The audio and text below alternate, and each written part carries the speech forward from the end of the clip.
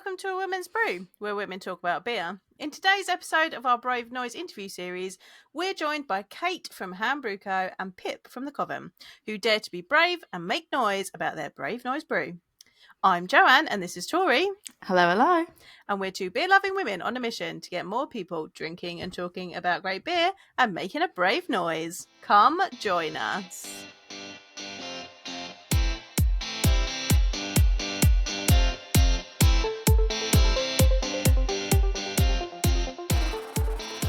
Today we are very privileged to have the wonderful Kate from Hand Brew Co. And back with us once again, we have the lovely Pip from the Coven. Hello, ladies. Hey. Welcome. Hello. Thanks for having joining us. Of course. We are happy to have you guys on all the time, anytime, whenever you would like to. So in case people... we're always here. Well, Emma's slacking a little bit. Yeah. Emma's been rivaled now. So. She has. Pip's appearances are getting up there now. She's going to have to come back. Are they? Yeah. With recurrences. Oh, well, they're two of my favourite people, so I'm kind of okay with kind of keeping that company. we're not mad at it. Not mad at it. All right, so in case people aren't sure, Kate, tell us who you are, where you're from, why are we here today? Tell us a little bit of background on what's happening, please. Okay, sure. I'm Kate. I'm the head brewer at Hand Brew Co, which is a small but perfectly formed brewery down at the south coast in Worthing. We started in Brighton about 7 years ago in a very, very small tower brewery, gravity-fed tower brewery in the roof of a little pub called the Hand in Hand, which is honestly one of the most gorgeous little pubs you'll ever have been into in your life. It's been on that spot for about 200 years, and there's locals who tell stories about being born in the roof, and it's absolutely the most gorgeous wonky little corner of the world. And about 30 odd years ago, they had a rather jaunty landlord who I think was one of the founding members of Camera, or was very, very heavily involved in the beginnings of Camera, and he decided he quite fancied making his own beers, and I think he just pretty much took the roof off and dropped a brewery in. I don't know how we got those tanks in there any other way. It's the most bizarre, amazing setup ever. When I was at the brew day, Kate very, very graciously showed us around, and it's bizarre. It has to be seen. Go visit. Yeah, it's quite a unique space. It's literally nestled in the girders, about 4 floors up, in this very, very narrow, tall building with like a Dutch gable roof, like 1 block back from the sea. Wow. And it's full of personality, and by that, if there's any brewers listening, they'll know exactly what I mean. Everything goes wrong, and the joy of brewing there is just constantly figuring out the problem solving of the pumps feed the entire building. I'm just gonna have to figure that one out because I've already mashed it and I can't waste the grain. And there's a lot of that, and it's adorable, and it makes really good beer. And for a really, really long time, we were making really good beer just in that little brewery, just for the pub. And over time, that expanded, and they started. This is before I joined the company. It's before I moved to England, and they were having to cuckoo brew. Jack, who started the brewery, was having to cuckoo brew just to keep people at the pub happy, and then other pubs were asking for it locally. And Jen, who was running the brew pub, the landlady of the Hand in Hand, she was like out kind of like selling on a Sunday, like sitting in the pub with a glass of wine, going, buy our beer. And like before long, we were just like, we needed a proper brewery, and a bigger brewery, not a proper brewery. The first one was a proper brewery. And yeah, I think February 2020, if anyone remembers February 2020, really good time to get the keys to 6,000 square foot brewing. I was just about to be like, oh no. February 2020. Yeah. Well, as of February, nothing was really going. I mean, it was okay at that point. Nobody knew. I mean, like, weirdly, it worked out incredibly well because I think we had some stock. So, like, the few people that were doing, kind of milk bottles out the window, and that includes Jen. That's how I got involved in the company. I lived around the corner and I was self-employed, and I just was like, I'll help. And we were just selling milk bottles of beer out the window. for like 8 hours a day, and there was queues around the corner. It was gorgeous. It was absolutely stunning. And and yeah, and Jack, meanwhile, who, as I said, started the brewery, our original head brewer, was like, great, okay, cool. I guess I don't have production to worry about. And so he got to spend, 9 months thinking about floors, which is the most important thing to think about when you're installing a brewery. Like So it was really all good. is. It really is. So it kind of weirdly worked out quite well. And I think our first brew was October 2020, just before the next lockdown. Just for the next time. Just enough to set it all up and Yeah. then pause it. Yeah. So yeah, I joined the team brewing in September 2020, and sort of like helped with the installation and the setup and the process development there. And then May, I became production manager, which I have to be completely honest was a battlefield promotion. I was about the only viable option. And there were some very scary moments, but I'm glad to say I think I rose to the challenge, and now I'm the head brewer. And there's Way. actually people working under me, because when I was the production manager, it was just me, and it was a very nominal title. Well, that's it. You got more challenges under your belt and more Yeah, experience, yeah. and I think sometimes we can all be better for the challenges and the experience. Oh, So there's a I think that positive. moment of sink or swim, yeah. So yeah, so that's Hand Brew Co. Amazing. Yeah, I was going to say definitely swimming. I guess, Pip, for anyone that somehow missed out on any of the other episodes that you were in, which is a shame on them, and they shouldn't have, and we know that Go they back haven't, now. but just in case this is the first episode where they've managed to find us, could you give a brief intro to who you are and to the Coven are? Yeah, I'm Pip, and I run something called the Coven, which is basically just a little collective of folks who love beer but find it challenging to enter the industry either as a drinker or as a worker, or just want to sit in this nice safe space and drink and chat about beer. We provide training for wellness officers, which is a little role I curated to assist at beer festivals.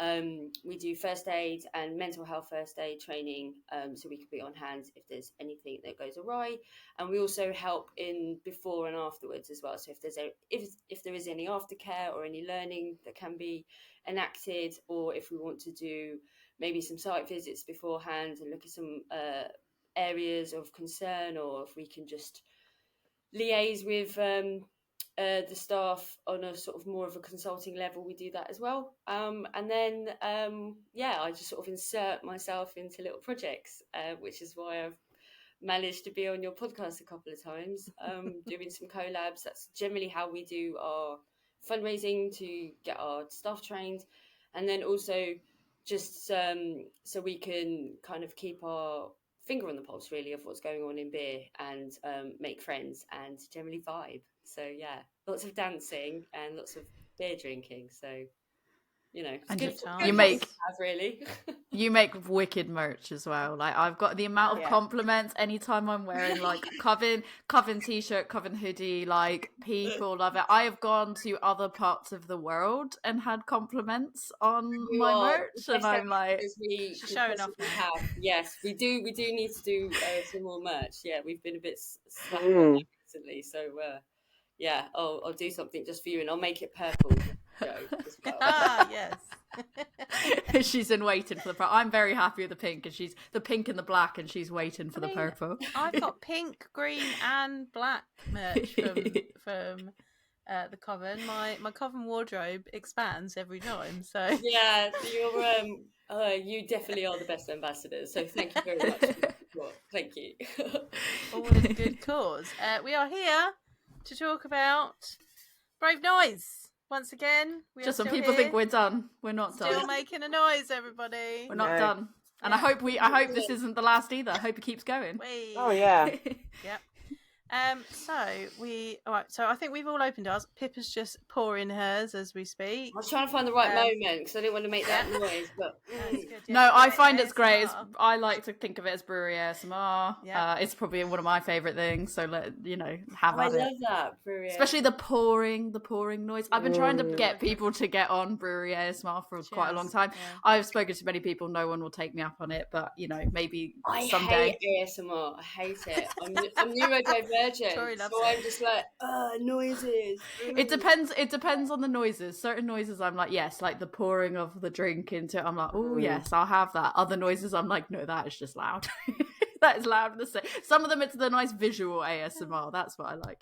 Yes. But anyways, we're here for that New England IPA. Yeah. So I guess really, I've had it before. We'll talk about when I've had it before already. So I know it tastes amazing, and I want to get into it. Joe hasn't had it. No. Shall we talk about sort of any variances you might have taken from the original recipe? Like, talk us through this recipe, what's in it, what tasting notes we should get, and then we can enjoy it. Heaps of variants, to be honest with you. I think the original recipe is an American Pale Ale, and we did a New England IPA. And if I'm completely honest, it's because I wanted to brew a New England IPA. And I'd seen at that point that a few people had started to diverge from the original recipe. I know that Mirakai did a mild, and I kind of figured as well, which kind of links into the reason why we were so keen to do it. We did it, was kind of realizing that, the point of Brave Noise had kind of moved on from the original idea, and it was about making the noise and using the brand and putting the words out there and making this wave of sound, this wall of Brave Noise. So, I think we're very conscious that we live in when we talk about these issues of, diversity and integration in the beer industry, the people that are most interested, the people that are affected by it, it's a massive bubble. So I feel like the reason Brave Noise is such a important idea, and the original concept, I suspect, was this idea that everyone across the world was just going to do it, and that, dudes rolling up to their local tap room would find 8 beers all called Brave Noise. They'd be like, what's this about then?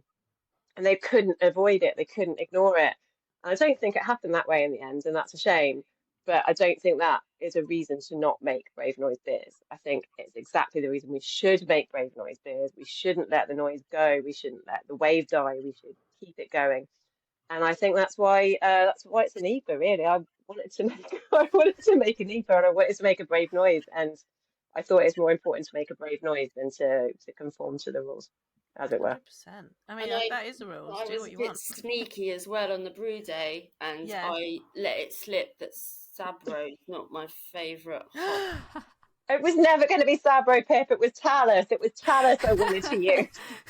I'm here for Talus. It's the fruitier cousin, but it still tastes like sunscreen. So I kind of used my charms and suggested perhaps that we use strata. So that's also another slight divergence on the end as well for the dry hop. But, I'm super happy with it, by the way, because I'd never used strata, and honestly, it's. So thank you, Brewers Select. Thank you for that. Thank you, Brewers Select. Simply Hops for helping us out with that one as well. So thanks. I think everything, just to comment on what you had just said as well about it maybe not having that initial noise of everyone there rocking up and saying, oh, there's 8 on there.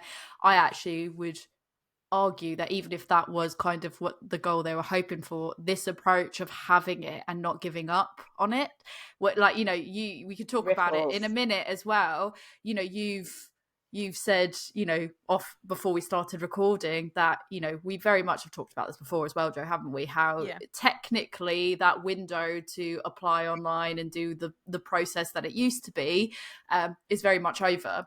And you have written into them, talked to them about it, which is what we've encouraged people to do if they still want to do it. It's not too late, it's never too late. And it's shown that actually you got a response and this beer is made technically after the official deadline. And I think that actually is really important and a big noise in its own, a big brave noise in its own right, to be honest. The fact that you're like, cool, well, we're not going to quit. We are going to keep making it. We do really believe in this. You're not going to hear the end of it. We're not going to get tired of it. Because I often think that a lot of these issues, it tends to be they just wait, things die down. It's like a volcano. It just erupts and everyone's upset, and then it settles back down again, and it's dormant, and everyone goes, "Oh, it's okay for now," and then it erupts again. I think it's really important that we just keep that eruption happening, and we just keep talking about it, and we just keep making noise about it. So this is so incredibly important that actually this approach is almost just as important as if everybody went out and made a brave noise all at once, in my opinion. So get off my soapbox now and drink this beer. No, I'm 100% on that soapbox with you. You're not alone. You're going to get back on it in a minute anyway. In a minute, I don't know why you're getting down. I'm getting down because I need to hand it over to somebody else to get on it for a bit. So, Bear master. Oh, I am smelling this beer. It is absolutely beautiful. All the tropical fruits. Love it. I'm just going in for a drink because it's just beautiful. Oh. Very nice for a NEPA. Obviously, it needs to be nice and soft and pillowy. Is the classic way of describing it. But now I know your water treatment techniques after a little chat. I love it even more. It's my favourite ingredient because I'm weird, and it's absolutely beautiful. No wonder you make good NEPAs. Wonderful. Water's super important. Like, people underestimate the importance of water, I think, because it's just like, it's just water, isn't it? No, that's the hardest part. There's so much science in water. Flavour, completely. Yeah. Brewing processes, everything. Yeah. Wonderful. Yeah. Congratulations. It's a triumph. Thank you. Thank you very much. Well, thanks for being involved. It was good fun to make, and it's still good fun to drink. We're at 5 months after? It's not bad. We had such a blast as well. One of my wellness officers, Rach, we went down. Hi, Rachel. Oh, Rachel's we great. We miss you. Rachel's great. And she came down with me, and by the end of the night, we were all in the sea. We had spotters on the beach because it was midnight, but it was pretty cold, and we were in the sea in Brighton having a brave swim, actually, and it was blimmin' wonderful. And it was great. Eventful. My car didn't make it out of Brighton for a while.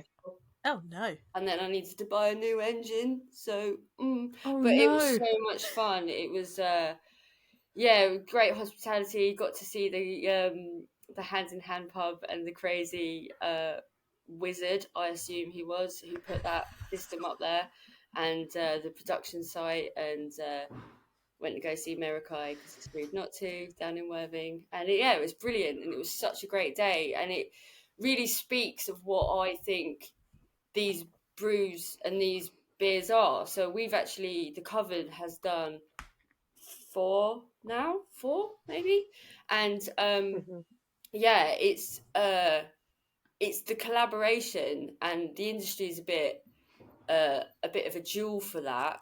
It's kind of standard to do work with what technically are your rivals, and then to get other people brewing and to do good brewing and to support initiatives like this and charity works and things.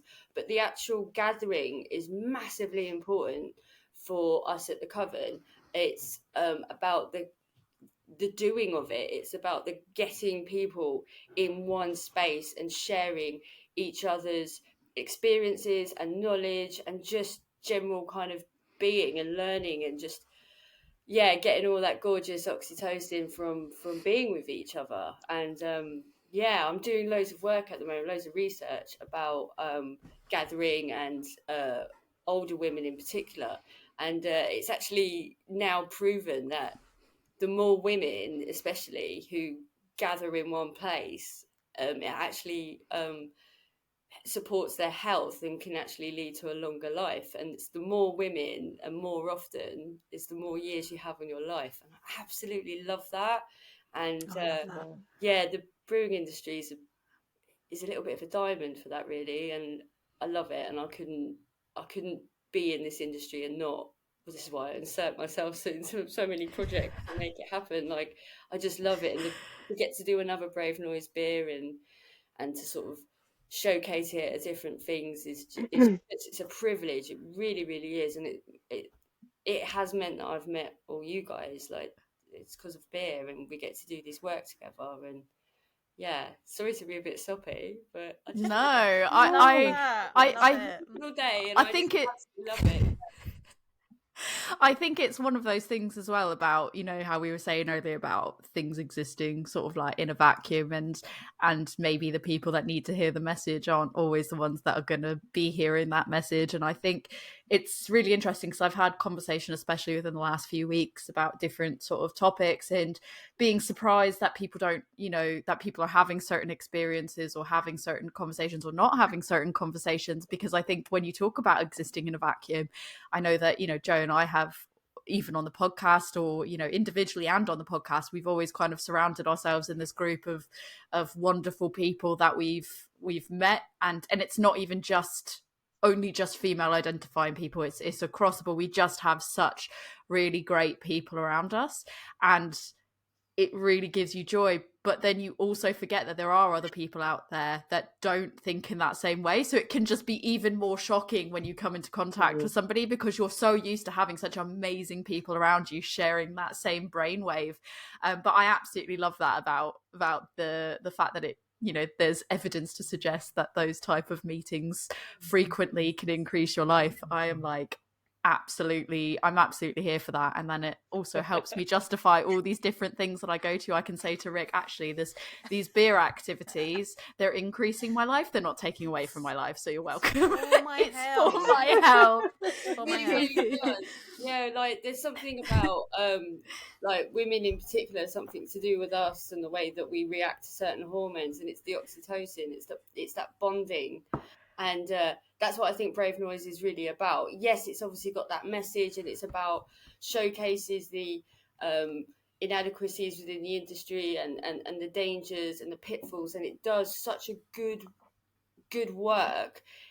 It's tempting to just talk about the negatives and just highlight them, but actually beer is a great vehicle for change, and it is something that we gather around. I was completely touched about Kate's story about when she was handing out milk bottles of beer out the window during lockdown and things, and like we really did miss that communal aspect of the pub and the community of meeting and gathering.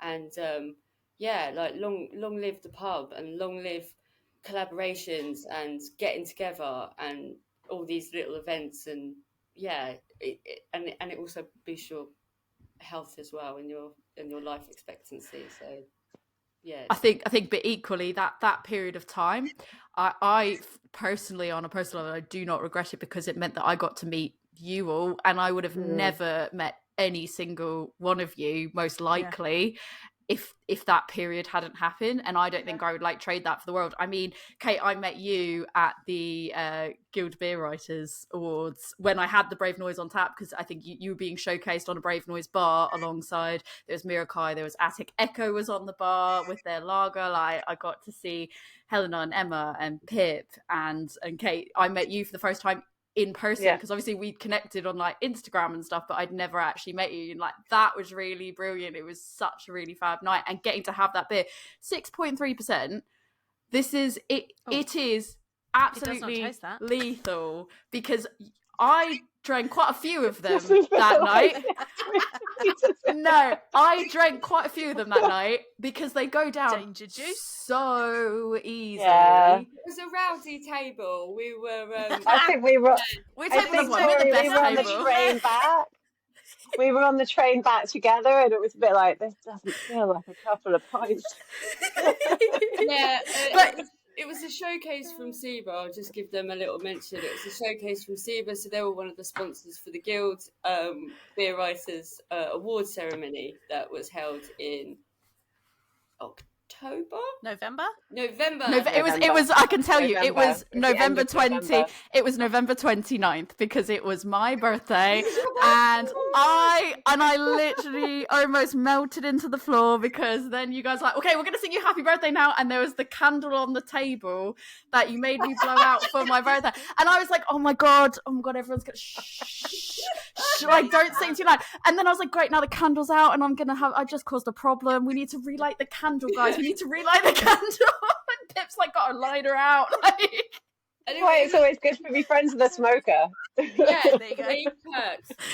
I was like, I couldn't blow that out. So I was shortening and extending my life at the same At the time. same So I time. just offset. It was, yeah, that's it. It was offset each other. But it yeah, was, no, it that was was a great night, and we had a few tables.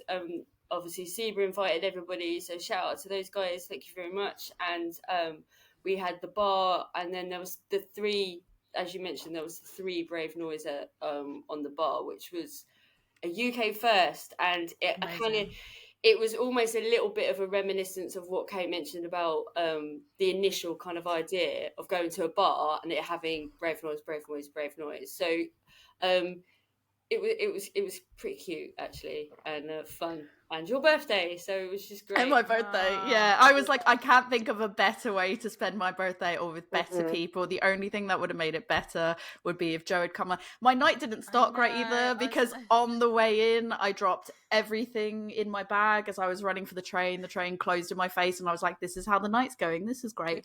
But then I got there, met up with Emma. We got there, and then getting to meet everybody that I hadn't met before and see the people that I had seen, and getting to see you, Pip, and meet you, Kate. Like, I was like, oh. But Joe, if you were there, that would have made it that would have been the icing on the cake. I was very jealous that I couldn't be there because I was in Germany working. God, didn't you get stuck in Germany? Yeah, and then I got stuck in Germany that weekend as well because it was unprecedented snow, and they closed the airport. Like the entire airport got closed down. It was ridiculous.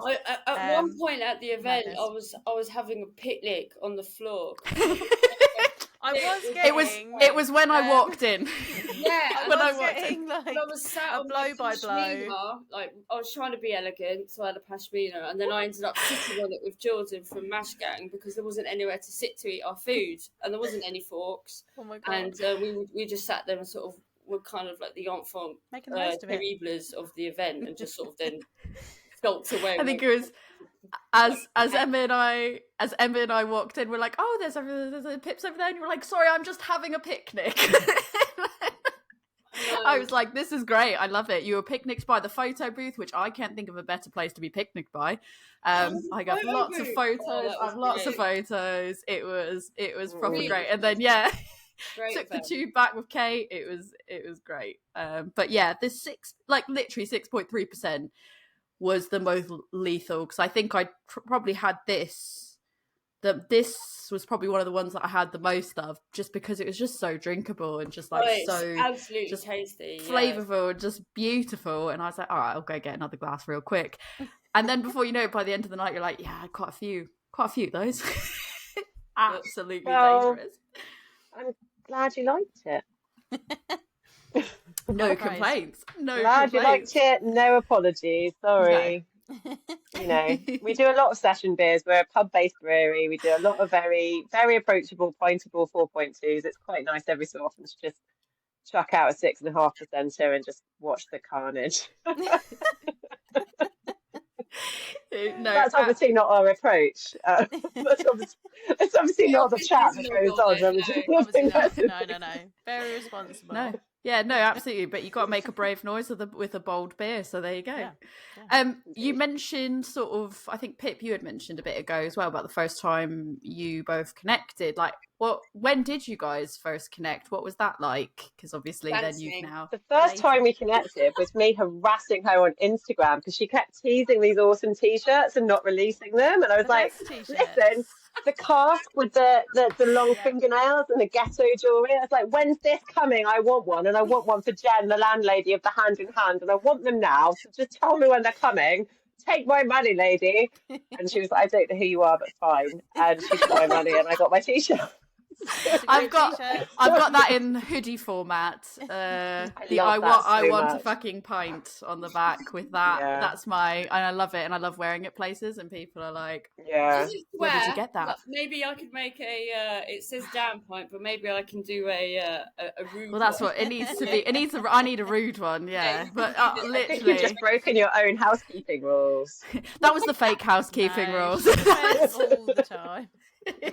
There's no saving it. There's no saving it. It's true. But It was the International Beer Women's Day beer. Women's Day. Yeah, Yeah, that's when we gave really our started chatting properly. Still didn't meet. Me coming to No. see in Brighton is always perilous. Don't quite manage it. Tried to get down, my van broke. It got written off. Then tried to come down again. No, the first time was I had a stomach ulcer. And then the second time my van got smashed because I was going to come down for the launch. Oh my goodness. And then the last time the engine fell out. So I'm not coming again. That's it. Brighton is not for you. Don't say that. I feel like, you know, four times a charm. But what they say. 6 times a charm. The next time it's a train journey. No car.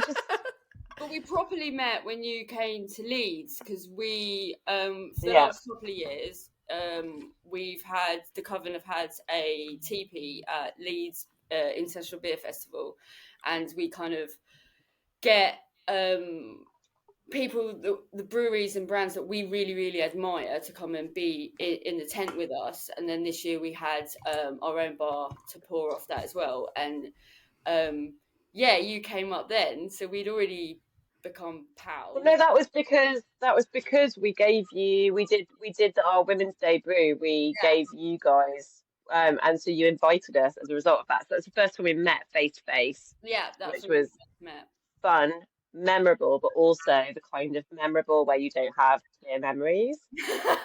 That's fine. You can write it how you want. You can write it exactly how you want. We had the best time. Exactly. Nothing bad happened to anyone. There was no one had a hangover.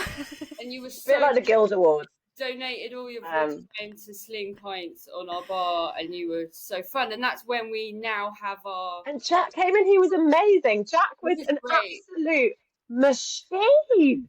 He was just like that. Toe liquor. I was like, oh my god, we're just changing clicks. Like. Yeah, he was absolute.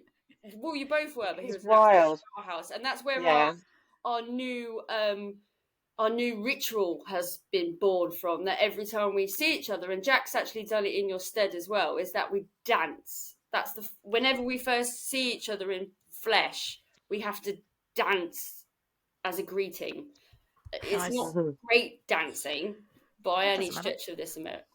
Is it enjoyable? Well, I was going to say great by whose opinion? Let's be honest. Just messy. It's just a bit jaunty. Enjoyable dancing. There's limbs. Enjoyable dancing. It's bouncy, excitable dancing. I think fun. Like a golden retriever dance. I'm trying to visualise, and I'm just picturing like a golden retriever standing up and being like. That is the visual part of the podcast. So head over to YouTube as well. That's literally what it looks like. It's quite the thing. So we do that now, don't we, Kate? And that's now we do. Yeah. When she drove into the car park for go. Sorry, I think I said to you at one point after a few pints at Leeds, and was like, we're friends now. I'm not very good at making friends, like I said, Nero the first. And we're friends now, aren't we? And you're like, yeah, it's fine. You're weird, but yeah, it's great. I have had this I know this is quite like a step away from the Brave Noise stuff, but like I have had this conversation with Joan, with other people as well. It's like when you get to a certain age, like making friends is really hard. It's when you find your tribe, you want to be like, I feel like we're in a tribe now, and I just want to be like, we're friends now, right? Because you're like, I don't want to be calling someone. You're like, yeah, please confirm. Like, are we friends? Y or N? Please circle 1 and give me the note back. Is that all right? Can we have a play date? Yeah. Can we see each other sometime in a friendship capacity? Meet up for drinks because we want to. I don't think that's a million miles away from the Brave Noise thing, actually. I think that's the whole point. It's like what Pip was saying earlier, and I think that's like the Women's Day brews that people are doing. It's like tis the season to play Nicki Minaj. It's good, and I think that actually it is very much about connecting and like having the strength and the like self-worth and identity to go, I'm worth celebrating, and also all the other people around me are worth celebrating. And by the way, I particularly like you, so is it all right if we maybe go and have a pint sometime and bitch about that person over there because we're not sure if we like them? We don't bitch. No, we don't. We never do that. Cut that bit out. We witch. but we witch, not bitch. Exactly right. Yes. But yeah, it's that bit where you're like, you kind of expose yourself to lots of amazing people, and every so often there's those people that kind of rise up, but all of the people are great. And having this opportunity to kind of mingle with them all, whether it be Brave Noise or International Women's Day or in any other good cause, really, any other moment where you kind of go, let's stop what we're doing. Let's just stop the money making machine for an absolute second.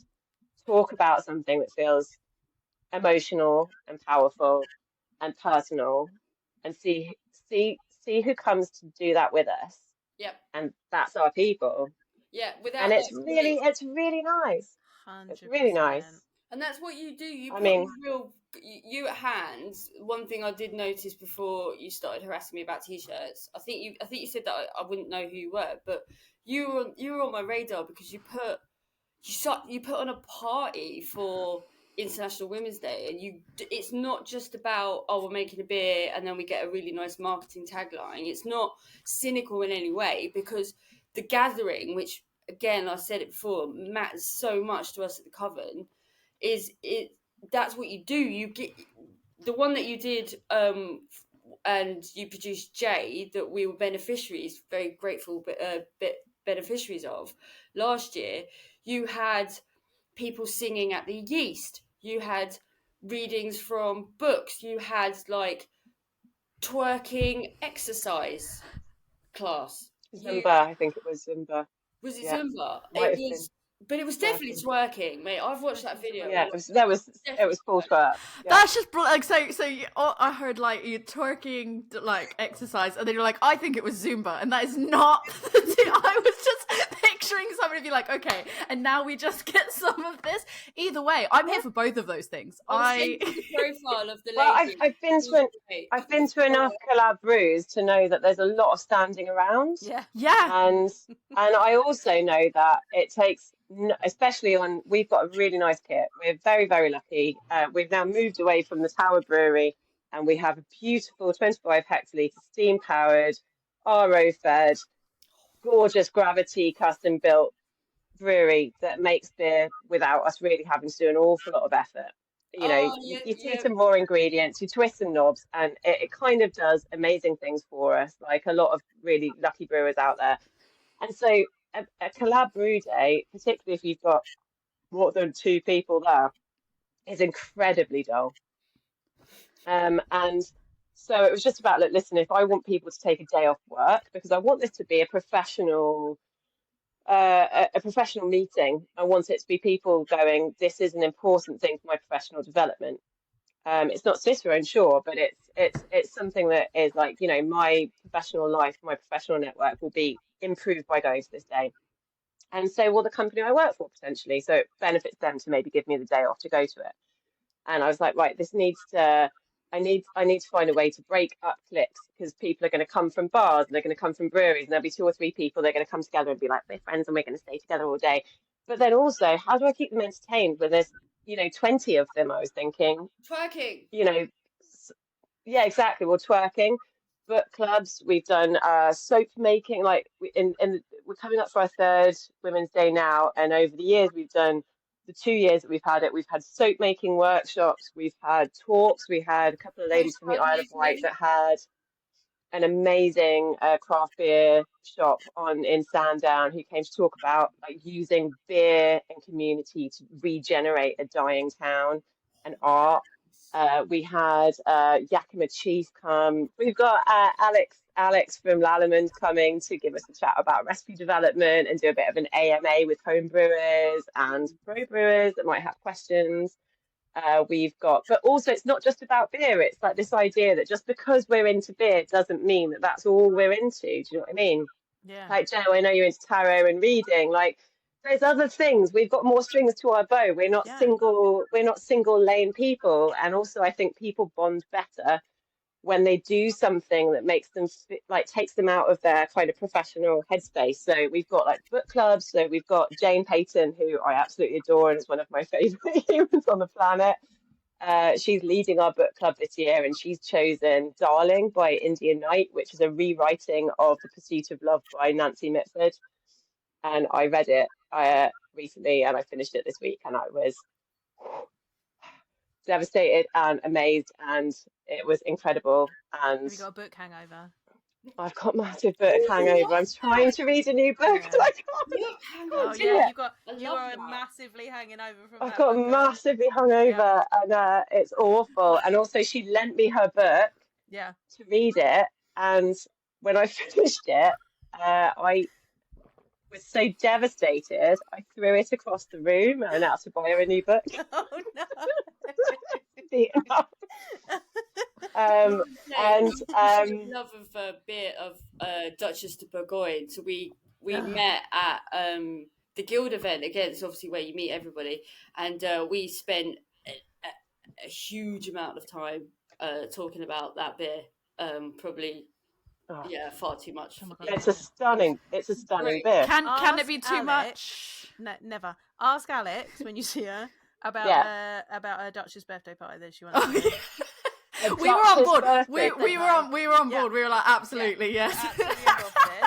Well, Alex is Alex, please. 30 this year, and I'm 40 this year. So we were talking about having a joint 70th.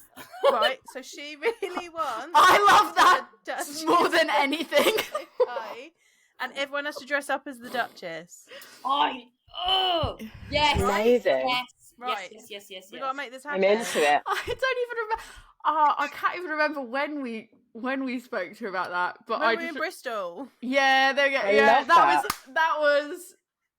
I think she said that idea, and we were like, yes. We're doing it immediately. Yes, and there was also when I was in when I went to South Korea and Japan. One of the restaurants that I went to had a Duchess soap, and I immediately took a photo. I tried to find it to buy Joe as a Christmas present, but it looks like this company only seemed to sell to like businesses, because I was like, I'll buy in bulk, I don't even care. I could not find it for the life of me, because I was like, we'll make the most amazing Christmas present for beer drinkers. We'll buy it. Right. Yes. Take our money. Our money. I was like, it can be this easy. Just tell me where to buy it. I will buy it. It's not that difficult. We'll just run excellent. through many reasons why this is our beer tribe. Yeah. Somebody says a Duchess themed birthday, and we're all like, yes. What are you going to wear? Wear it. I was thinking I'd dress like the Duchess. What about you? Same as you. Same. I'm going to be the cherry version, though. And I'm just that's what because to be fair, I believe that's what we talked about, is you could be the different, like, variation. Yeah. Someone was going to come as the bird. Yeah, the bird. I forgot about that. I'm going to come as the necklace. Yes. Oh my god, this is going to be the best! I'm so excited. Well, yeah. We're going off topic now. We've talked about tangents. When is it? We need to talk. We'll stay on after recording. We need to plan our outfits and staying at people's houses. This is amazing. Yeah, when is Alex's birthday? I don't know. We need to ring her and find out. I'm like, Alex, when is this? We got to make this happen now. She said the other day she needs to come back on, so she needs to come back on and talk about yeast and. Yeah, we do need to talk to her about yeast. Yeah, but I know. But this is exactly. I know how we said, this is a tangent again. But I would say that a lot of times with these episodes, you tend to. The obvious thing to talk about is almost more like the negative, important stuff to talk about. But I feel like we have talked about that. All of us have talked about that quite a lot as individuals. And Pip, you've come on to talk about it with Joe and I before as well. So I feel like having a bit of a light-hearted Brave Noise as well, where we showcase some of that positivity that's coming from what can happen when you promote this inclusivity is also very important as well.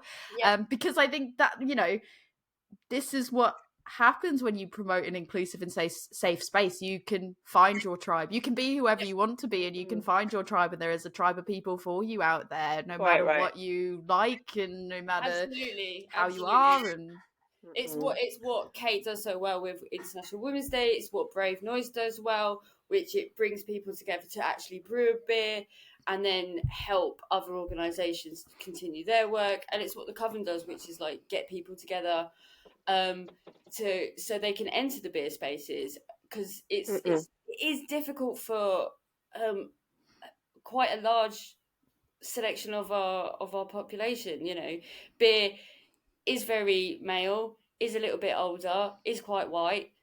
So you know, if you're not male, white, and a little bit older, it's easy to feel like you don't belong. And then you do find your tribe, and then you realise you're all nuts, and you all love the same beer. And And you all want to dress up as the Duchess for a birthday party. This is a really nice thing. I feel like people have this real tendency to fetishize, and when I say people, I'm talking about probably not these people in the room here. Like have a tendency to really fetishize this, like beer and beer knowledge and all of this stuff. And I think it's really fantastic that we know and we learn and we embrace our knowledge, but I think it can be really exclusive, and I think that's one of the real inhibitors for people that aren't naturally drawn to beer, to getting into beer. Because, like, I mean, I listened to your fantastic podcast with Emma and 1 Minute Beer Review Guy, like, and you were talking a lot about God, like the people that shut you down constantly and like explain, explain, explain, explain, explain. When really, it's a pleasant thing. It's a pleasant thing that, you know, really at the root of everything was really just to stop people from dying from drinking contaminated water. And then beyond that, they found that it made them quite jolly and brought them together. And I think it's like this gorgeous social glue. It's magic. Yeah. It is. I don't I love see. that social glue. It's like, again, Yeah. talking about the gathering and having that place where the communities could go, you know, and pubs tend to employ locally. They're more likely to sell local products. The beer industry is all about championing local and generally independent and humans. And sometimes, yes, of course, we're here to talk about Brave Noise, and Brave Noise talks about the work still to be done. But on the route to solving, or at least making a dent in those issues, there is so much fun, so much dancing, so much vibe, so much dress up, so much finding your tribe on the way, that you can get a little bit bogged down in the negativity. And also because beer is a little bit, it can be quite elitist, especially at a certain level. There is a bit of a gatekeeping, there is a bit of protectionist. I think women, or at least some, so I want to be careful what I say, but there is a it could be quite easy to, when you reach a certain place within beer as a woman or a minority, to then be protectionist of your place, because it's so hard to get there. Yeah. So you want to, I know this, and you've had to prove yourself so many times, often more than, say, like the average guy would. You get challenged more, you get asked more questions, and you have to sort of prove yourself all the time, and like, I deserve to be here, I'm not token, I know why I'm here. And you get asked loads more, and you have to know more. And then when you're there, it's almost like, oh, I don't want to lose this, and I want to prove myself. And you can end up being a bit snobby, like, oh, I'm a massive beer snob sometimes. It's not just in beer, Pip. Like, to validate that, it's not just in beer. Like within IT as well, which is historically quite male-dominated. Yeah, so I work my day jobs in IT. That's not a secret. No one's going to dox me. Everyone knows that. But basically, it can be similar. And like, I worked in telecoms before that as well. So basically, telecoms and IT, they are quite similar in the sense that they are historically very male-dominated. And I have come across lovely female identifying human beings such as yourselves, where you're like, you know what, if I can help anyone else up or make them feel comfortable, make them feel warm and welcome and everything else, that's what I want to do, that's what I'm here for. But there's also some people that have been conditioned to this idea that is like, you should be grateful that you got to this point. It's hard to get to this point, and in order for you to maintain where you are and to just stay afloat, you have to harden yourself, and you need to make sure that you protect your fortress. And it's nothing personal about any other people in a similar situation to around you. If you've got to do what you've got to do for self-preservation and to make sure that you stay where you are. And you almost can get, the way it's all set up, it can feel at times like you are almost pitted against other people in that sense of, and it's really like, okay, well, how are you going to handle this? Are you going to kind of react in the way they want you to react, which is to self-preserve and push other people away? Or are you going to kind of be like, you know, fuck what I'm conditioned to do, I want to make sure that there's room, you know, my view on it, and I know Joe feels the same way, and I'm sure you guys both feel the same way as well, like, this table doesn't have to be 6 seats only. We can pull the table out, we can add another leaf in, we can add more chairs around it, we can share seats, we can scooch over and make room. Like, you can make room for others, but equally, I know that there are people that don't necessarily have that mindset because of how they've been sort of conditioned in some of these environments, and I don't blame them, fault them, because that is kind of in some way what the societal pressures have kind of taught them to do. And hopefully these type of conversations, it's never too late to kind of go, maybe I've not been approaching this the right way, and maybe I need to shift my mindset on it a bit. And these type of conversations are hopefully things that make people realize, wow, there are so many other like-minded people sharing imposter syndrome, sharing these similar feelings and pressures and all of that from these, you know, historically male dominated industries, that they can take a moment and say, oh, you know what, maybe I've not approached that the best before. What can I do in future to make sure that I am cultivating what I want to see in the world and not what is in the world? And if we all kind of stop and said, how can I cultivate what I want to see versus what is, I think we could all really all pull in the same direction and make some really good change there. I love that. Like, absolutely. Power is not pizza, it's a pizza party. Like, some people look at power and influence and go, oh, well, if I give up a slice, that's less slices for me. And I'm like, nah, if there's more people at the party, then they're going to bring in more pizza. Order more pizza. You never know, you might end up trying a flavour topping like pineapple is deserving on a pizza, and you might really like it. You never know. It's the more people there to vibe with, the better. It's going to open your eyes. You're going to be surprised. It's going to be, you know, it's going to be magical. It's going to be absolutely great. And yeah, that's what I love about collaborations. That's what I love about Brave Noise. That's why I'll always support them and try and elevate the projects wherever I can, and introduce more people and get more people drinking them and involved. And yeah, and it's beer, which is great as well. And I absolutely like, Kate, what it sounds like your approach is to the International Women's Collaboration Brew Day as well. Like, that is just, like, in my opinion, just next level, because you're right, there is just so, like, you can have so much fun at an International Women's Collaboration Brew Day. Like, we strongly recommend people go out there and get involved, and, you know, whether you're a seasoned vet or have never done it, go to Hans, because you're doing another one this year. I think don't drive. You get the train, don't drive. I love that. Yeah, but absolutely, don't drive. you can sit around and wait a lot and still have fun, just socializing, whatever. But the fact that you've kind of taken that to the next level and go, I want to try to find activities that people can use to almost better themselves or connect more, like have more of that sense of connection. Like, that, to me, I've not seen that done before, and it makes you live longer. And I love that. Like, I love the idea that you're like, cool, well, we're just standing around, let's do a Zumba class. Like, that is this year we have a burlesque dancing workshop. Oh, amazing. Okay, so and Taro, we've got a horse cart that's been we haven't done it yet, we're going to do it. We've got a week and a half or something.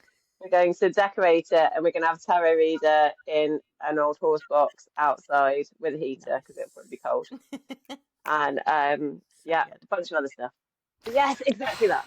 This is really difficult because I've been drinking quite a lot of this, and she's stealthy. But little known fact, in a previous life, I used to be a burlesque dancer. So I will. Did you? I am so, like, literally, I've always wanted to take a burlesque class, and I was literally having this conversation with somebody else. I was having the conversation with somebody else about, like, oh, what international women's collaboration brew day are we going to go to this year? Like, I know Double Barrel's going to do it. He loves some night trial glass, baby. We were literally like, oh my God, that's even better. We were like, we both really want to go to Hand, but we were looking at how we need to get there train wise, and we were like, oh, it is quite far, and we'd have to leave really early. And I was like, we could drive, but then we can't really drink. Don't drive. But then you've put burlesque on the table, and now I'm like, well, what am I supposed to do? What am I supposed to do? It feels like down all on signs. Thursday night. Come down on Thursday night, go out for a drink, see Mirakai on Thursday night, see your mates, have a jolly beverage around Brighton or Worthing, and come on Friday morning. But have to be there that might be the one. If you can't, that might be the one. If you can't go, I will give you a 1-on-1. Well, 1-on-3, depends how many of this group want to do it. I'll give you a Duchess burlesque lesson at Alex. Why not both? Okay, so can we beam you in? I don't, even if I go, I still want that. Immediately, yes. That is, you can't put that on the table, and it's on the record now. You can't take that one back. I love this Oh, episode. that's just made everything. Just the idea that is a possibility. I love that. But no, I think it's just like, that is something that I've not seen somebody do before, and I find like that is something that is really just cool about bringing that community together. Is like, cool, like, let's do this, and then like, let's elevate it, and let's like find a way that we can almost harness that connection even more. And I absolutely just love make that it fun, make it valuable, but also as well, like, I have my personal sort of feminist principles tend to lie with this whole idea of, I grew up in the 90s, where I was, ladette culture, and like being a feminist was like basically masculinifying yourself. And it was like, if you like bloke stuff, you're cool. And it was this rejection of anything that, traditionally women were interested in. And I kind of am a bit like, what, actually, let's make pink cool again. Yeah, you don't have to do that. Let's like some fluff and some sequin. Like, do you know what? Women buy more books than men, and yet men win more Booker prizes than women. Why is that? Because those books are selling better and touching more people. Like, women dictate that market. But yet the intellect, just like the Oscars, the intellectual, the celebrated thing is what appeals to masculine culture, or, and I'm massively generalizing, so I've had 2 of my 6.3% beers now. But I think this idea that I'm like, I'm not sort of saying, let's be pink, let's be fluffy. But what I'm saying is, let's not be afraid to be pink and fluffy. Yeah, but we can also be pink and fluffy. That's acceptable too. Yeah, exactly. It doesn't stop you being a badass bitch. Right. No, exactly. And I think a lot of it as well can be really intimidating. Like when we were talking earlier about like the intimidation of, like, for some people can feel like there's the knowledge gap.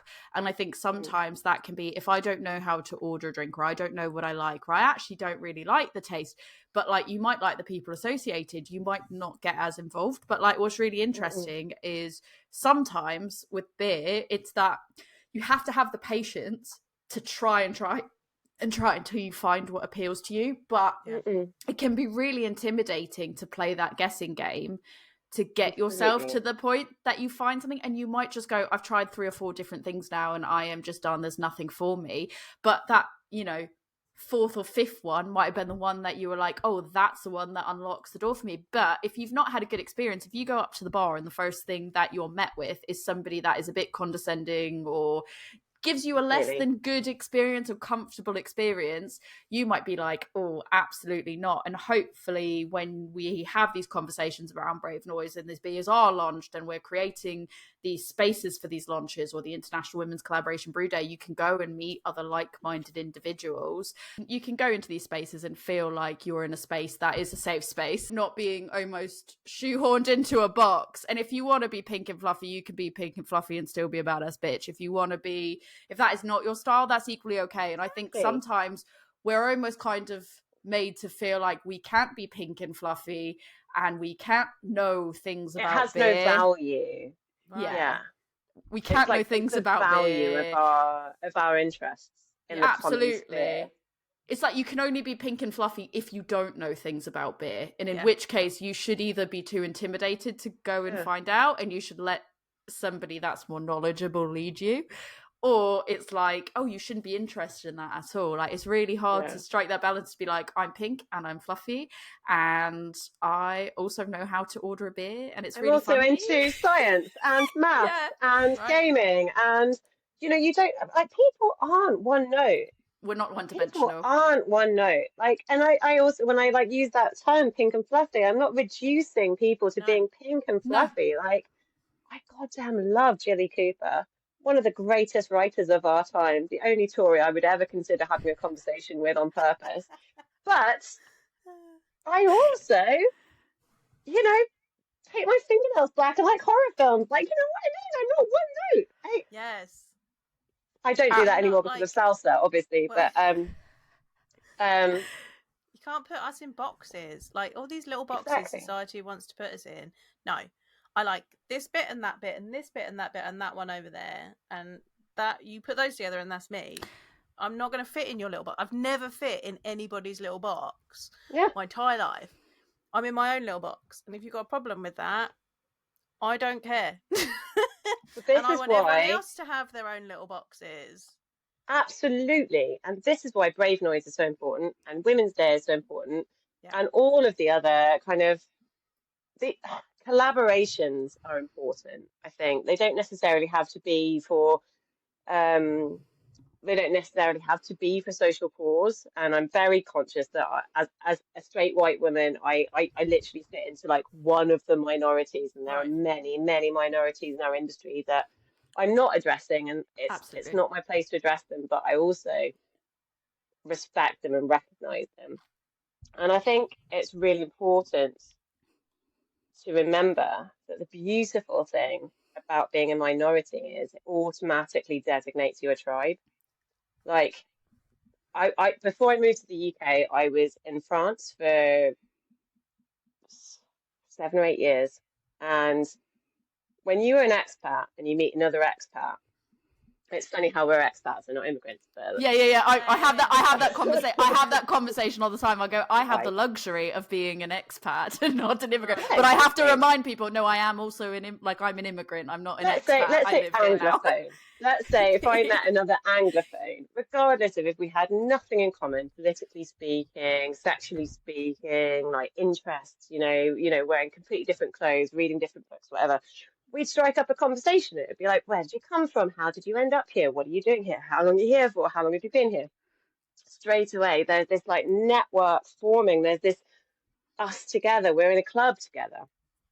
And I think one of the really positive things about, and this is the thing that often doesn't really get talked about with things like Brave Noise and things like Women's Day and other kind of like, diversity, inclusion, raising kind of projects, is this idea that actually sometimes we're in this wonderful situation that just by being different, when we find that people that do look like us, and they are out there, and they're not that hard to find, we instantly have this club, we instantly have this connection. Like, we instantly are like, oh my gosh, yeah, how did you end up here? This is awesome, you and me against the world. And I sometimes almost feel a bit bad for the others, like the remainders, the 30-year-old white men with the beards and the and the lumberjack shirts, because I'm a bit like, you don't have that. Like, it's great. Like, I go to beer festivals and I go to events, and straight away I kind of like recognize the people I know from Instagram, and they know me. Like, I've done nothing. How do you know who I am? I don't have a podcast. But I do that all the time when people are like, and I'm like, how do you know who I am? You don't know. I was like, I know who you are, but you don't know who I am. And then people are like, oh no, you don't. And I'm like, you don't know who I am. We all follow each other. We all care about each other. We care about each other's successes. We care about each other's weird little weekends walking in the country. It's gorgeous. We like snap each other's dog pictures. Like, we love each other. Watching Red from First and Last Brewery like do all those like polar plunges. I'm like, oh my god, like how do you do that? I am impressed. Like I love like it is people that probably don't even realize that I'm seeing these things and being like, you go. Like I want to be doing that, but the polar plunge I cannot do. But I'm like, oh, amazing! This wild swimming in the freezing. Basically, I want to make it really clear as well that like even if you don't know anything about beer, like we like to nerd out about beer. But I want to be abundantly clear that if you're a person that doesn't like to nerd out about beer, doesn't care about that, you just like the taste of beer. You don't have anything to prove. You don't have to go out and get an education in beer or do anything. You don't even have to further develop your tasting skills if you don't want to. Like we do it because we like to do it. It's fun for us. We get enjoyment and fun for that. If you're just like, that label looks cool, I want to buy it, do it. If you go, the tasting notes on it sound great, I want it because the tasting notes sound great. If the name is great, like if you've got like a low-key Miss Kitty Fantastico, because I just had that one like out of vision, if you're like, that name, excellent, love the reference, want that, like equally, that is fine. Like you don't have to get into the nerdy weeds of it. It's equally just as acceptable to just be like, sometimes I like the taste of what I like and that is it, and that's that. Like you don't have to care about furthering that if you don't want to, and I don't want there to be any pressure from us where it's like, because we like to nerd out and we found our tribe, you can still join our tribe. Like it's cool. You don't have to care or know or whatever to join our tribe. You just have to be passionate and have fun and dance. You have to want to dance, I think. That's like a staple across the board. One requirement is that you gotta want to dance. But you have to be, I think the thing is, you kind of have to be okay, either okay looking silly or be okay being around people that are okay looking silly. I think massively strayed from our list of questions today. We have actually, yes. I think that's but it was arguably more fun that way. But I think to be fair, so Pip's had connection issues. She's been intermittently in and out of it. If you're watching the video and you've tried to work that out with Joe's editing magic, and we've sadly had to let her go and sort it so that she wasn't super stressed. Because I feel really bad. She's probably more stressed about being like, I don't want to mess your recording up. But obviously, we're slightly over. If we just finish out the last few questions, if you're okay with that, Kate. I guess if we go back to what we normally talk about, which is, are there any changes that you still want to see within the industry, within the space, in terms of inclusivity and equality? Oh gosh, you know what? Like always, but I think that quite often the focus is put on the brewing side of things, and I think with any hobby, the interest has to come from the product. And so I actually would say that maybe the focus needs to be more on the kind of environments where people can find good beer. Like, you know, I go into more and more bars and I find tampons in toilets, and that's fantastic. But, you know, I find uncomfortable seats, and I find places where nowhere to hang my handbag, and you know, I wonder about if I had a pram. I do not have a child, but if I wanted to have a child and take it into a bar with me, where would I put it? Like, am I not allowed to bring a bar? Like, where would I change its nappy? You know, things like that. Like, I think that not that also women are the only carers of children in a family environment. Often I understand that fathers do too, and this affects them too. Like, I think that if we want to make beer attractive to women, and I'm only talking about women here because that's your wheelhouse. That's what I know about. It's my wheelhouse. I think we need to make the places that we drink beer feel like they're also for women, and I don't think they have to be, you know, upholstered and, you know, with fluffy kittens and things, because I'm more of a dog girl. But same. I think I think that, you know, there needs to be this idea about like who drinks and how do they drink, and what environment, how are they coming in, like the end of these brew dog bars with, like, you know, corrugated iron and like high tables with posing like irritating stools that are really high up, and nowhere to like lean back on, and nowhere to hang your coat. And the end of this, and like bad acoustics, like bouncing around off of awful industrial kind of surfaces. Like, who's drinking? How are they drinking? I think the world has moved on since we all started drinking craft beer in like 2012. Like, Sierra Nevada, thank you very much. You've done us all a service, but we've moved on from there. So who's drinking now, and how are they drinking, and how old are they? And how do we make these environments, you know, accessible, inviting, interesting? We've talked a little bit about this kind of gatekeeping that happens in our industry, and I think that's kind of moved on a bit, because I think all the people that were gatekeeping 5 years ago have gone, oh, do you know what, actually I'm less interested in it than I was then. I'm now back to pilsners and I'm totally fine. It's like we've all gone this full circle. Yeah. And we all land back up at lagers eventually. That's just the natural. We all do. But then what's happening? Who's the next generation who's coming up behind us? Like, how are we thinking about them? Like, I think Jordan from Mash Gang is doing amazing work, kind of going, he's like really harnessing this, you know, next generation of drinkers, this flavor-led, experience-led next generation of drinkers. And I think as an industry, we could be a bit brighter about that and stop kind of being like, this is what I like, so I'm going to do what I like. And I think as you know, and also, you know, I'm 44 and I'm quite old in this industry. Like, you know, but still, like, most of the people I'm working around are in their mid-30s and up. But then the people with spending power are 10 years younger than them. They're looking around and they're looking at us like we're camera. Like, when we came into it and we were like, whoa, craft beer, boom, boom, boom, what's going on here? And like, they're looking at us going, bunch of fuddy-duddies with socks and sandals. And they're absolutely right, because I wear socks and sandals all the time. It's really comfortable, and it's good if you have wool socks for aeration of your feet, but still comfort. Top tip. But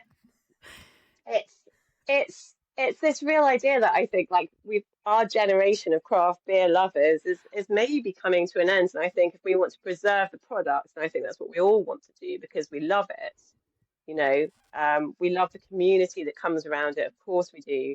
But ultimately, the thing that led us all here is the product. We like it. We found something interesting and beguiling there. It's mystical, it's magical, it's a mixture of nature and science and creativity, and it's gorgeous. But it also is this thing that brings us together in the pub, or like at the beach during lockdown, like turning up with a couple of people and going, what have you got? I've got this. And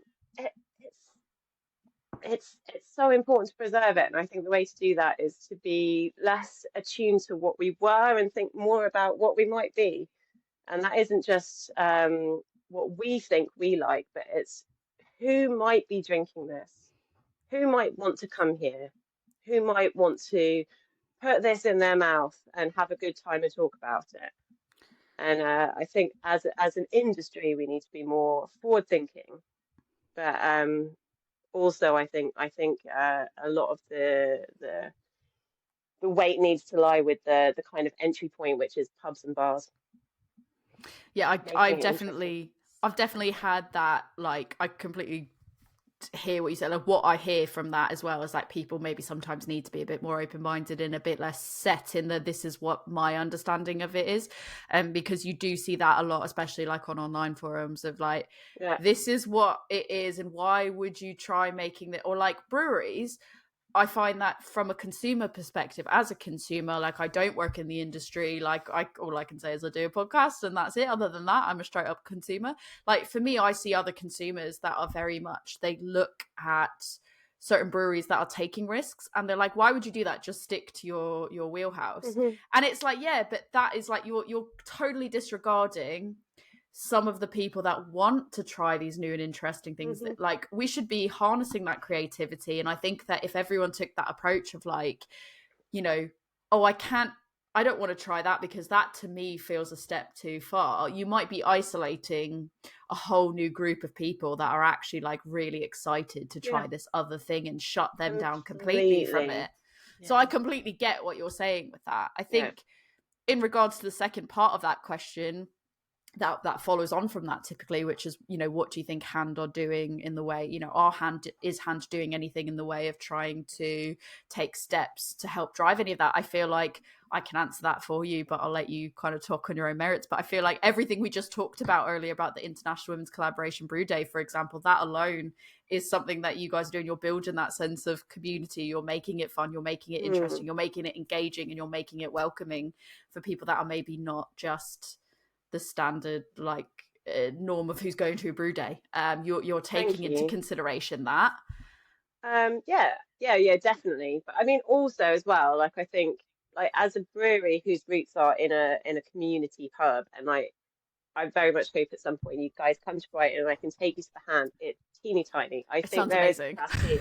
There's capacity of about 30 people seated, and then unseated when it's chaos. Like Pride, for example, maybe about 40 or 50. It's teeny tiny. It's gorgeous. It's mad. There's stuff on the ceiling, there's stuff on the walls.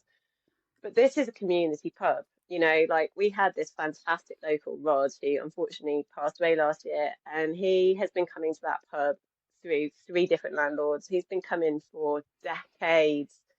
And he told me when we were selling milk bottles out the window, the walls of the Hand are like wallpapered with old newspaper articles. He met a lady.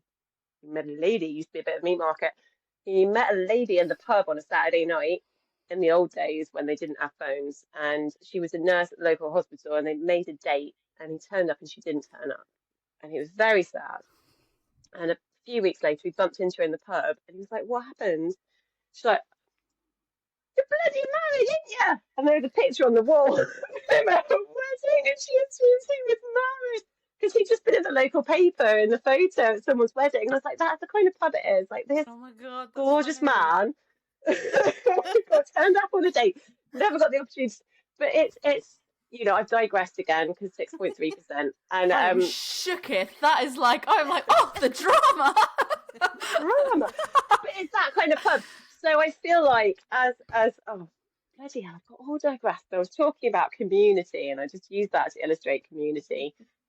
And I think what we do as a brewery to interact with our community. Yes, Women's Day is a part of it, and Brave Noise is a part of it. But we also, I mean, part of the reason it's taken us so long to do a Brave Noise beer is that we do quite a lot of charity collaborations throughout the year. We have like a budget that we can pretty much give away as a viable business. And every year I've gone, can we do a Brave Noise? And it's like, oh, we've got no money left. You keep doing collaborations with charities and we've got no money left. Finally, last year it worked. But yeah, like at the moment we have a collaboration with the artist David Shrigley.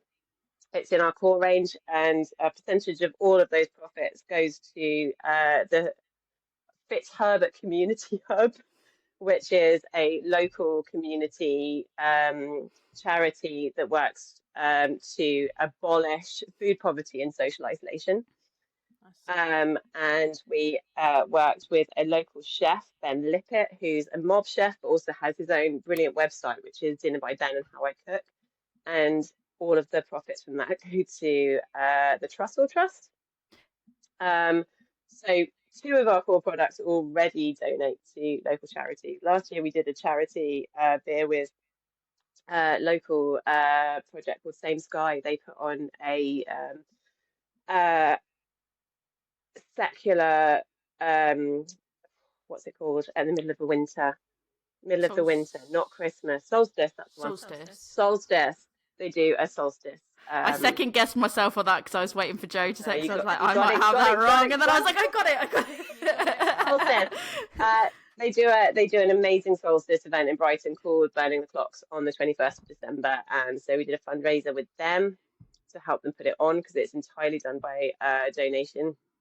And you know, I think that is, I don't know, I feel like that's part of the invisible handshake of being a brewer. Yeah, that's inclusivity, like, isn't it? You're like touching all these different sort of outreach programs, especially those that are local. So it's like, yeah, we're talking about this in the context of where 3 we were, you know, 4 women, talking about like our experiences and what's important. But like Brave Noise, like I'm going to challenge in the sense that like Brave Noise isn't specifically about, female identifying people only. It No, is it's not about at all. safety and inclusivity and equality. All the Exactly. things. All the things. For everyone that is considered a minority group. I mean, for everybody, like, it's not even just for those considered. It's like nobody should have to go in and feel discriminated against or uncomfortable or unwelcome. So I think, like, it doesn't matter where you sit on, the social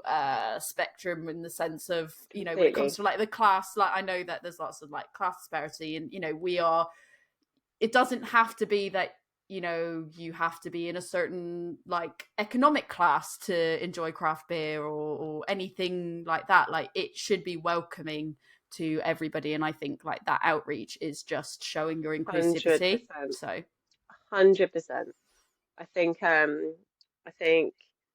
there's like a invisible handshake when you make and sell alcohol for a living, and you talk about community, that you have to be protective of the community. Like, alcohol is a dangerous product. Like, people can be dependent on it for very different reasons, and it can bring them very different feelings.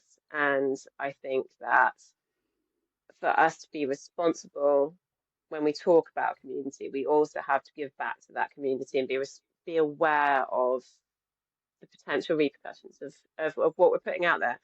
And I'm not saying, oh, like, go out there and, welcome. But like, I think it's just important to be aware that, like, we talk a lot about community in the craft beer industry and passion and blah, blah, blah, locality and stuff like that. But, there is a dark side to it all. And I think it's really, really important that we understand that if we're going to profit from the sales of something like this, that I think it's really important that a bit of that profit goes to improving the lives of some of the people around us.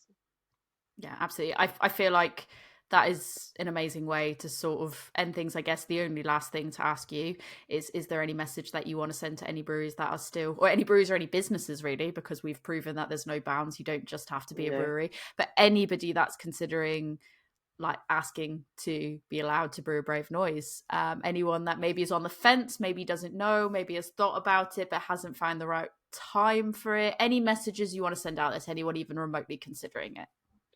That was me. Do it. That was me. For ages I wanted to do it. I didn't have the opportunity. We didn't have the budget. We didn't have the time. We missed the deadline. We did it anyway. They were so approachable. They were so helpful. They were so brilliant. I don't think there is any harm to be had in pinning your flag to this mast. And I think it's a good mast to have your flag pinned to. And it's not about good and bad and evil and all of those things, but I feel good for doing it. Like, from the moment we said we're doing it, I felt lighter. Like, I felt like I was doing a good thing. I was happy to be a part of this club. And, maybe that's just me. I'm not saying you will, but what I would say is that they are a really, really awesome organization. They're very, very flexible. They're a bunch of really, really accommodating people. And if it's something that speaks to you as a cause, don't be put off by the rules and regulations. Don't think, oh, but I don't want to brew a pale ale. It doesn't fit with my schedule, or I don't know about a code of conduct. It's very simple. They will give you a hand, and if they won't, I will send you my copy, and you can just copy and paste it and change the words. It's fine. It's really easy, and sometimes it feels difficult, but it's not. Please, anyone go listen to the episode that we did with Ash and Ren. We literally asked that question of like, if you have something in your like, say you don't have the budget to be able to go and get a whole new beer, and this is, say, something wildly different from the pale that they wanted you to brew, like, can you go and do it? And their response was basically just like, yeah, the action behind it and what you do with it is more important than the beer itself. And I think that that's like, obviously you've just demonstrated as well, as somebody that has not come in during the official time of it, you've had to request it afterwards, and you've not necessarily done that same recipe. If you're saying like, yeah, they were very accommodating, like, I hope people take your words, and also you're if you need help doing this, like, reach out. I know Emma from Mirakai was the same way. It's like, if you need help, like, I'm willing to talk to anybody that has any questions about it, and I'm sure you're the same. Like, if you're thinking about it, reach out, ask. Don't just sit there wishing you did it. Yeah. If all you had to do was just drop a message and say, I'm thinking about this, but I'm not sure about X, Y, Z. I will say that probably for like small to medium sized breweries like us, it's much easier because you have like less of this upper malarkey to get through, because the code of conduct can be quite prohibitive. I don't think it really is. I think when you break it right down, most of us operate by a code of conduct. It's not a difficult thing, and I don't think there's many people who would say no. And I think if you're from a bigger brewery, which is great because bigger distribution, bigger volume, braver noise, and you think, God, I'd love to do this, but I don't think I'm going to get it through the layers and layers and layers of management. Make it easy for them. Write the code of conduct, copy and paste it from ours. It's fine. I don't care. Do it. It's on our website. Just put it all in front of them. Honestly, it will benefit you sales wise, because people will open themselves up to you that maybe hadn't opened themselves up to you before. It will benefit you from a marketing perspective because you'll have something really positive to talk about. It will benefit you from just like an emotional perspective because you will feel like you're doing something good. And I don't think there's many people in our industry, and I know it all came out of Brianne's Instagram stories. There was a lot of negativeness that came out of those stories, but I think Brave Noise is a positive thing that's come out of that. And all I can say is I don't think there's many breweries left that don't align themselves with positive vibes and don't have, whether it's written or not, a code of conduct. I don't think there's many of us. We say this all the time. We're like, there's so many good breweries that we know are living and breathing these like like a positive code of conduct, whether it's written down physically or not. And we're just like, oh, like you tick the boxes to brew a Brave Noise. You just don't realize that you just don't read, especially because you don't have to do this particular beer. It could be any beer. And even like the charity, they're like, if you've got an issue with the level of suggested charity, like speak to us, let us know. It's like those type of things that it's just like, why wouldn't you? Like, why wouldn't, if you're meeting all this criteria already and you know you're doing the right thing, you can just document it down and be like, we are doing the right. I know it's easier said than done. To be fair, for a really long time, I thought I was, because we did our Women's Day and I was really like, oh, but we were already doing something. It's fine. And it's not just about women. It's about more than women. It's about diversity and inclusivity in our industry. And I think really the only way any of us is going to actually make any noise is by working together. And we need to be on taps in bars where people that don't listen to podcasts like this and talk about, wear t-shirts like this and talk about inclusivity like this and follow us all on Instagram. We need to be in bars where, you know, John walks up and goes, what's this then? And someone goes, oh, here, and it's a good beer, and then they get a story and they go, oh. And 100%. it's about breaking that eggshell. Yeah, absolutely. We've all got nothing but positive experiences from being part of this organization, being part of this movement. Like, we've told you through this podcast all the great things that have come out of it. Like, if you aren't a part of it yet, come join us. It's not too late. Come make a Brave Noise with us, because we've had a great time. We want you to have a great time too. We don't judge you if you can't, by any means, because some people have their hands tied and you can't. We just want more people to join the party. Dance with us. Dance like Labradors. Come and join our pizza party. There is always more for you. I love it. But thank you so much, Kate. Like, I want to have, it would be really great if you come back on at some point to talk to us from a non-Brave Noise standpoint, where we could just talk absolute nonsense and talk Hand Brew, because I've got the stout that I cannot wait to have, the Imperial Stout that I've got. When I ordered the beers, I got myself an Imperial Stout and I was very excited for that. So I can't wait to have that. And yeah, hopefully we can have you back on if you'll have us someday. I'd love in the future. that. Yeah, I was really nervous, but actually I feel kind of chill now. But again, 6.3% beers, yay! Danger juice, as Joe said, absolute danger juice, but very tasty. And yeah, if people can still find it, please do and try it. If it's still on anywhere, please go and seek it out, because it is amazing. Is there anything? Obviously, you've got your International Women's Collaboration Brew Day coming up. How do people go if they want to get involved? That they want to, that burlesque absolutely sounded amazing. If people want to get involved in that dance class. a bunch of other stuff that I'm also forgetting probably. Oh yeah, we've got a wrap something or other with audio active. We're going to wrap the yeast when we pitch it. I figure in Norway they scream at the yeast to scare off I the love wild. that.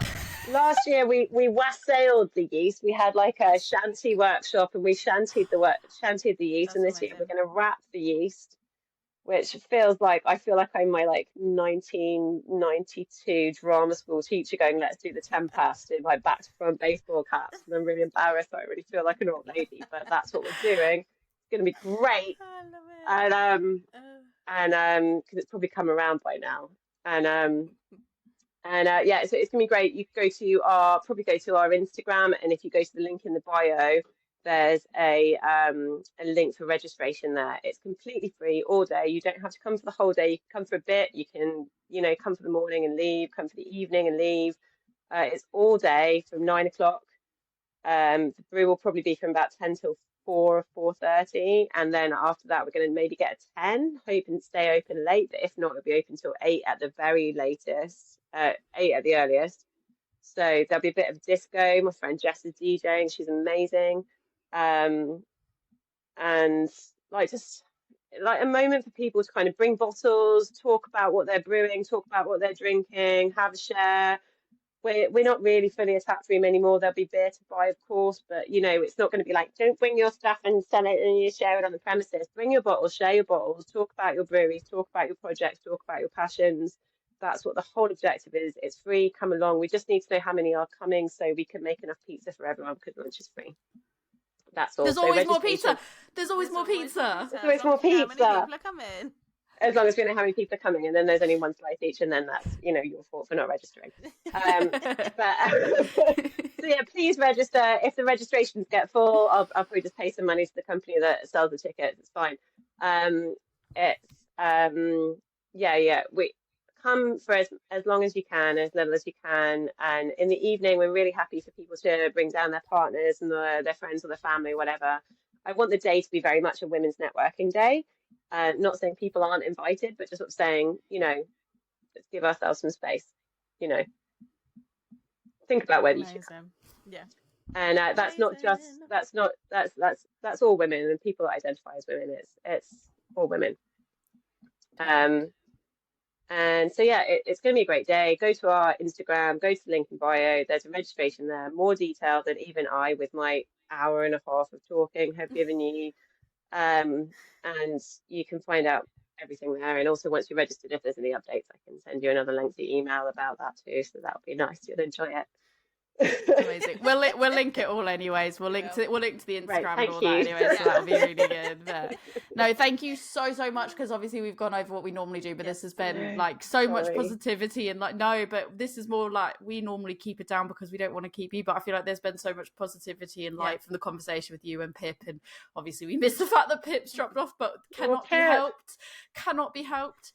But yeah, no, it's been amazing, and thank you so much for joining us, and we hope you come back to talk to us again. Thanks, would love to. Thank you for having me. Well, here we are again. You thought we'd gone quiet? We have not. We are still making a brave noise. And we hope to continue making a brave noise for many more years to come. My brave noise is all gone now because I made such a brave noise I drank it all. I've got a tiny bit left. Oh, but that was what I will say is I feel like, and I don't mean this in like in the way that it might sound, but I feel like that conversation was maybe one of the most like uplifting conversations that we had about it. Like not that the other conversations weren't uplifting by any means, that there wasn't any knowledge shared, but I feel like a lot of times this topic can be really hard to get out of the weeds of like the darkness of that conversation. And I think like in this conversation we managed to, I mean, dare I risk saying, making this difficult conversation a bit fun.